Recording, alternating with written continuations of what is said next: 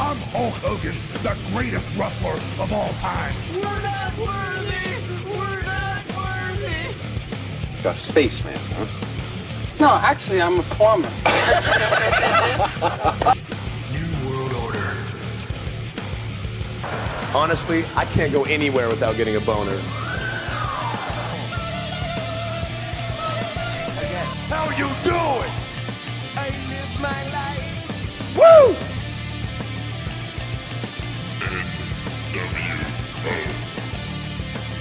The Rock says, Sweet baby Jesus in the office. Hey, what's up, everyone? You're watching Season 5 of Wrestle Rock Podcast. I'm your host, Nostradaben, and I host this episode with my colleague, my longtime best friend, Johnny D. How you doing? I'm going super great. It's always a pleasure Me too. to do this wonderful project with you. We are on the Season 5 of the Wrestle Rock Podcast, and we have none other than a former ECW original. Yes, sir. ECW original. Yeah. He also have been involved in professional wrestling for over decades. Oh, yeah. He wrestled for WWE and WWF, of course, in the next generation as the Portuguese Man of War, Aldo Montoya. Oh, yeah, remember Ladies and that. gentlemen, give it up for Mr. Justin Credible.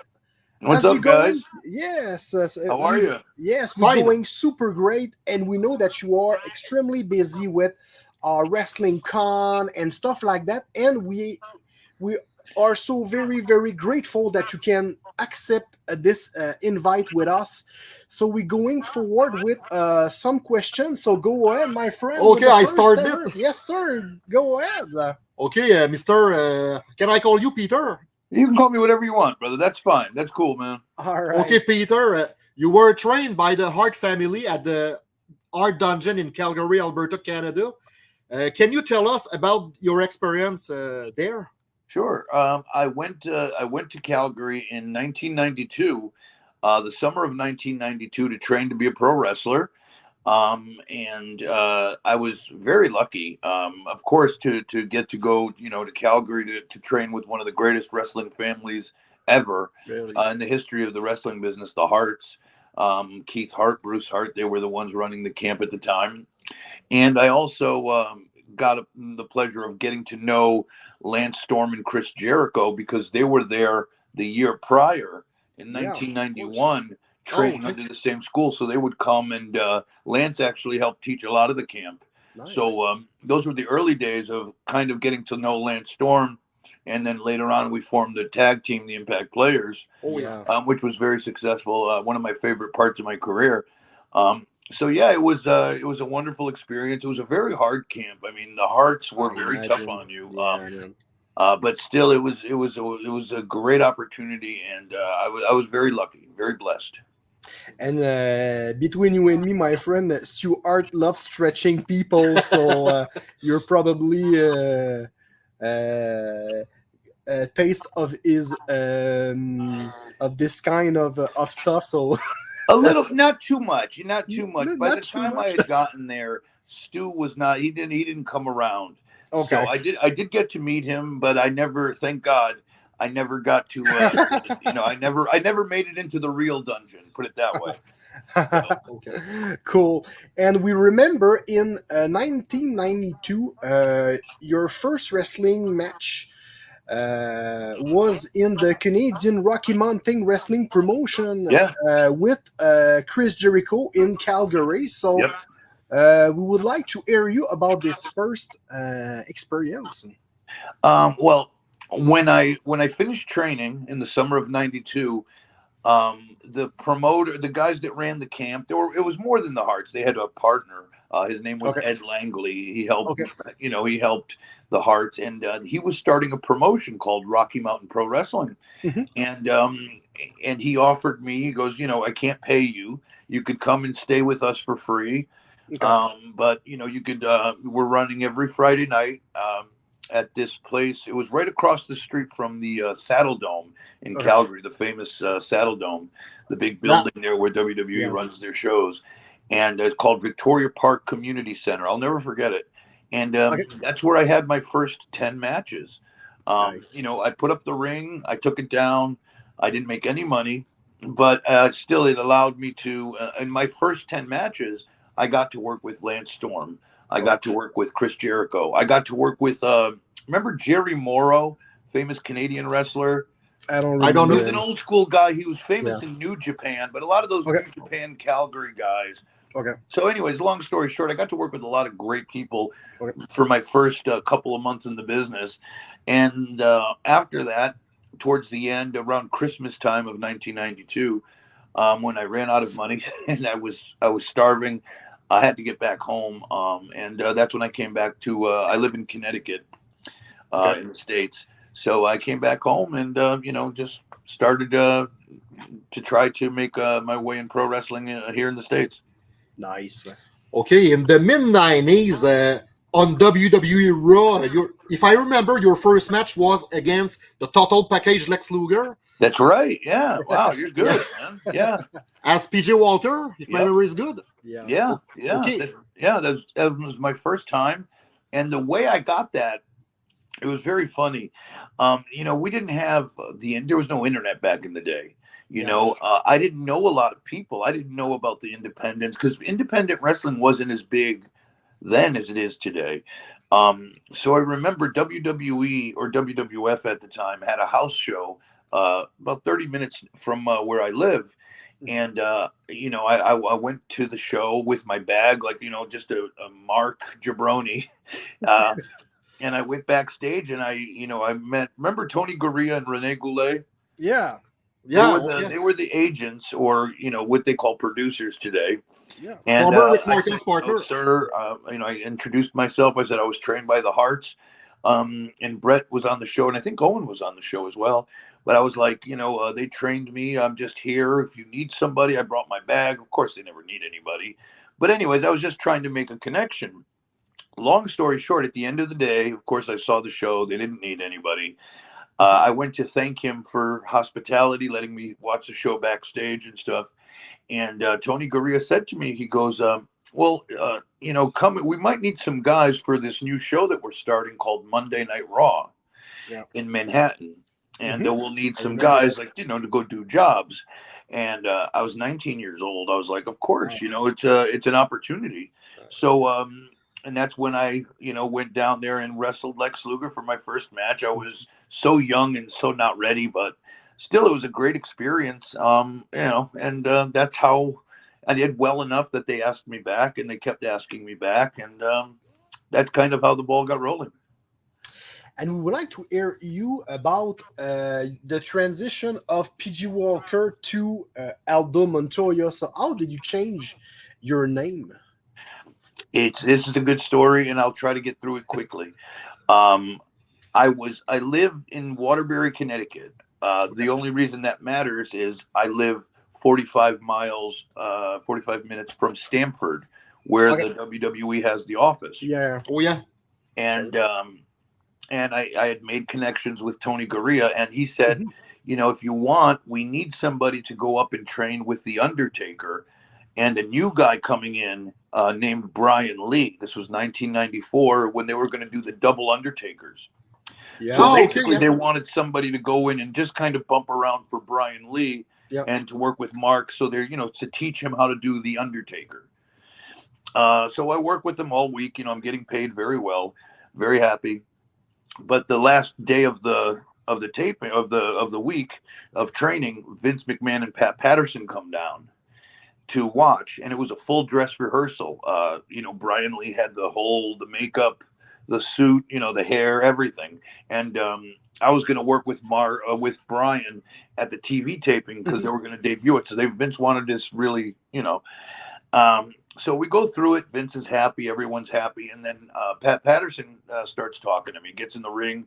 You know, I'm just getting dressed and, you know, getting my regular clothes on. And Pat's like, you know, you look good out there, kid. You know, who trained you?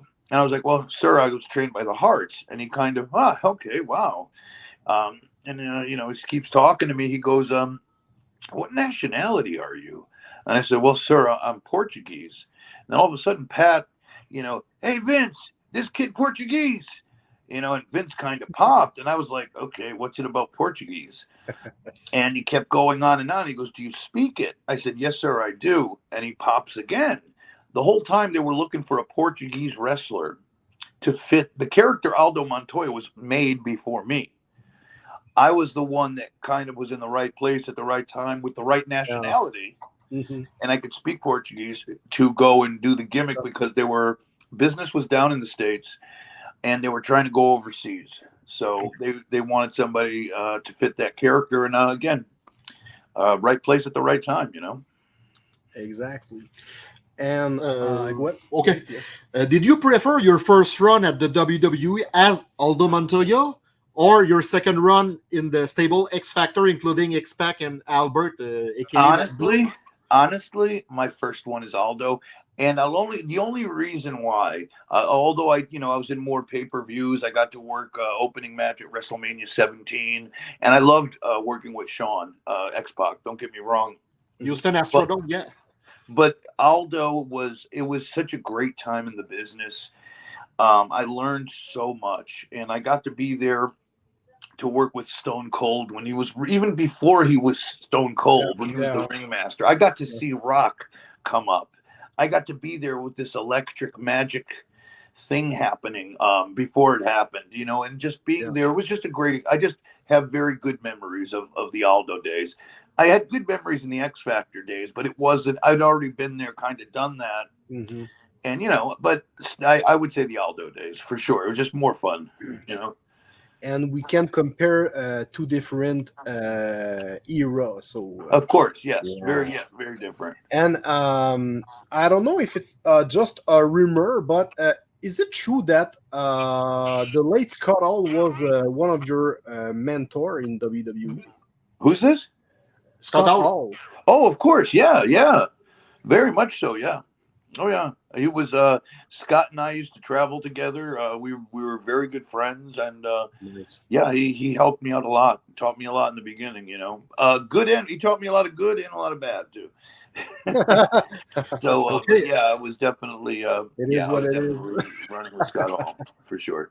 We didn't talk about your third run at on WWE. The other one, yeah. Yeah, ECW brand. What is your opinion about the field of ECW in WWE? It was again, you know, you get a call and they're offering you a contract, you're going to take it. But I think we all knew from the very beginning it wasn't gonna work, and it wasn't gonna last very long. But again, you know, what are you going to do? You know, you're going to say yes, and you're going to try the best you can. And it was just a shame because they took an ECW character who was a 2-time World Tag Team Champion, heavyweight champion of the world, you know, and made me into a job guy for the fake ECW. Was an insult, you know, and it just broke my heart. And I didn't, at the end of the day, I ended up quitting before 2007. Actually, I quit in late 2006. Okay. I didn't want anything to do with it after that, and I never thought of quitting the WWE. But the money wasn't great at all, and to further tarnish my character and make myself look bad for shitty money wasn't worth it.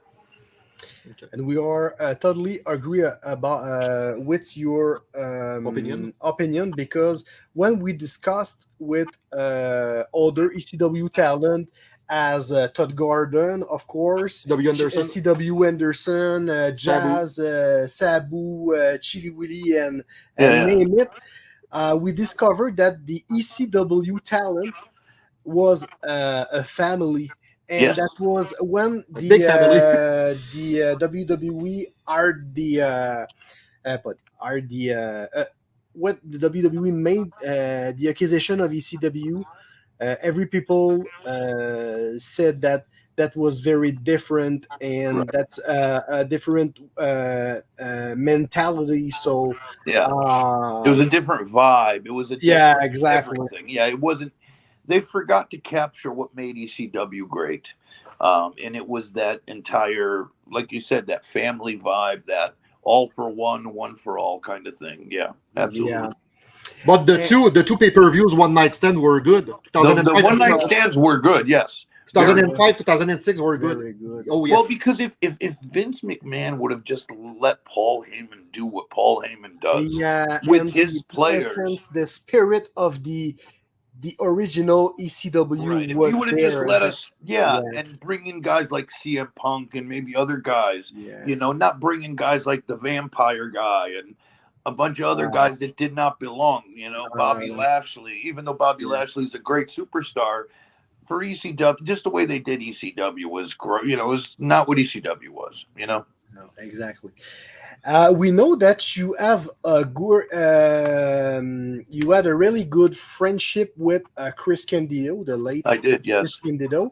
So, how did you deal with Chris' ex-girlfriend, bad reputation backstage, and juicy stories and stuff like that? So, oh yeah, I mean, it was crazy only because, like, I think we all felt, everybody that was around felt that everybody knew what she was doing except Chris, which is very sad. It's like having a brother of yours, like, and you're like, you know, he doesn't, he had to have known, but I just don't think he wanted to see it, you know, and you couldn't tell him, you know, just it was so much.